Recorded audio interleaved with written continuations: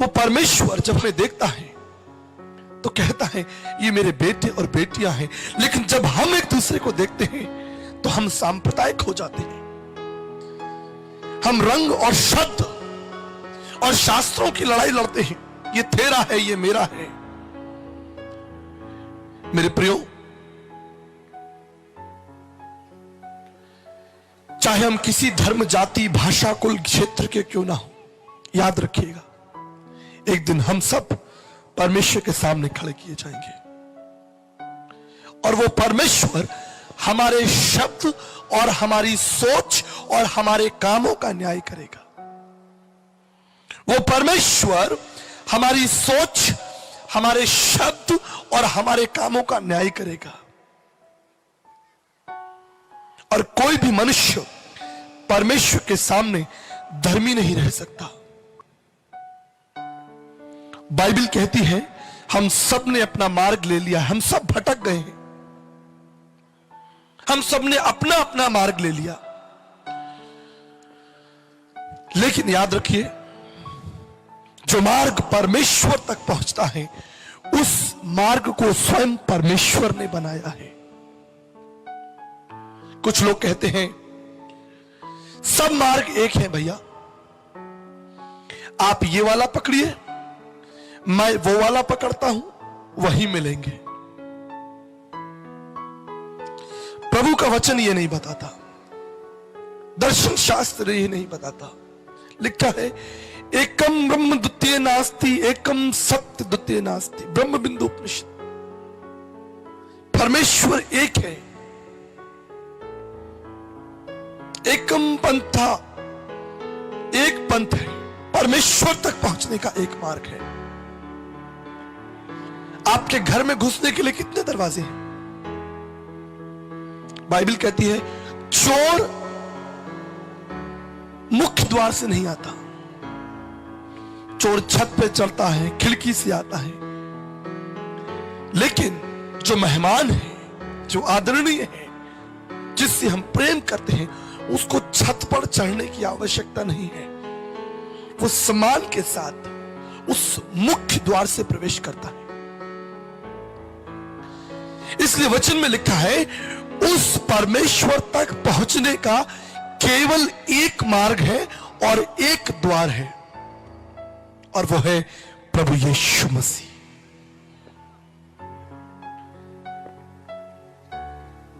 लोग कहते हैं सब एक है। सुनिए, इसलिए कहते हैं क्योंकि उन्होंने वचन नहीं पढ़ा।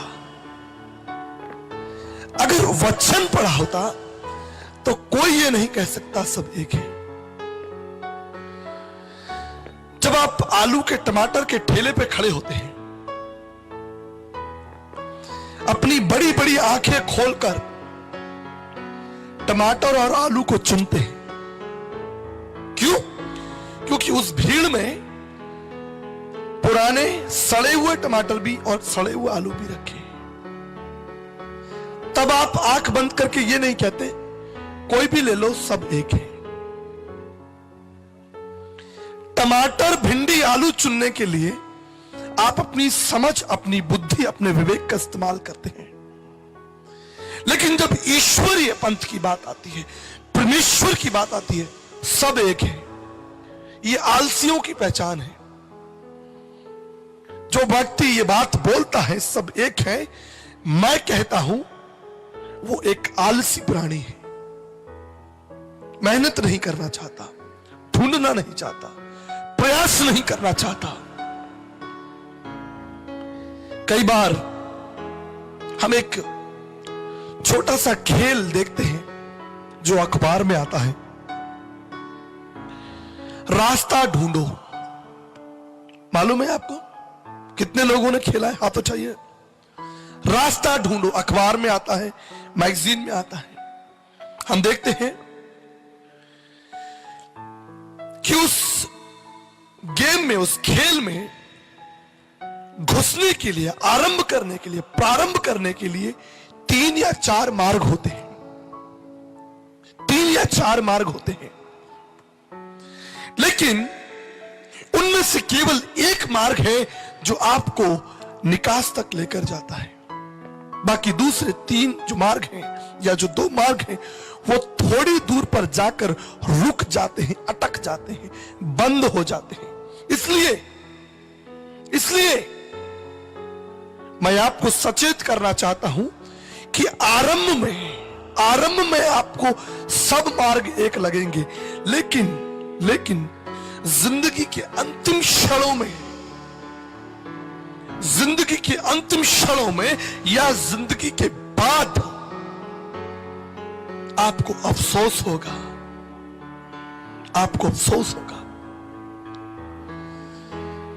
जब एक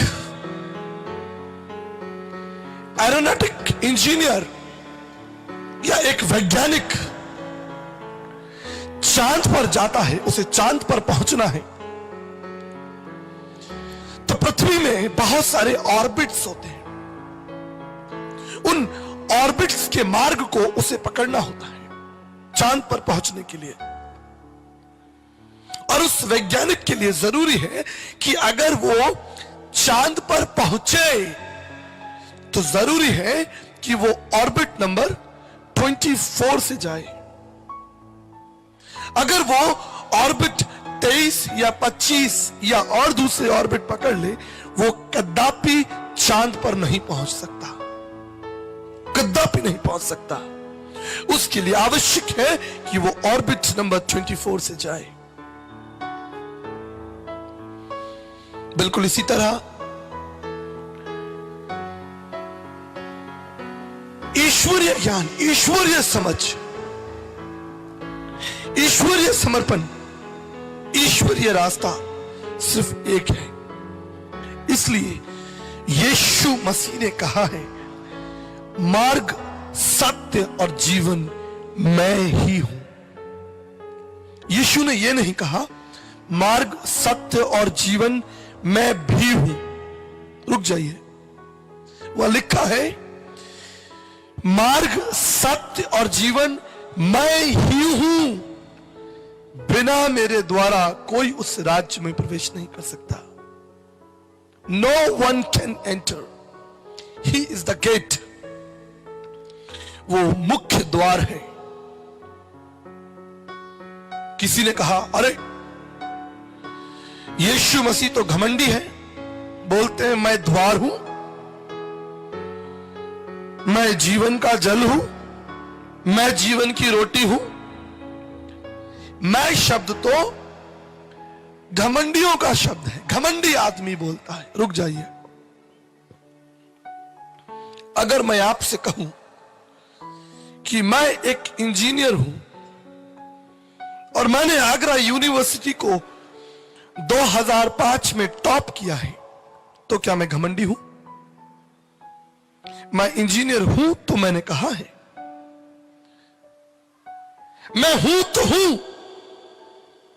इसलिए प्रभु कहते हैं मैं हूं सो।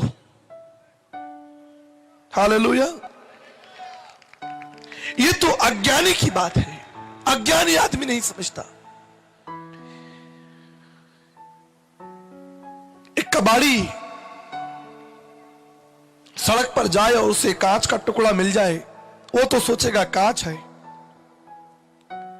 लेकिन कहावत है कि जौहरी ही केवल हीरे को परख सकता है। समझ, the knowledge, the right understanding is important.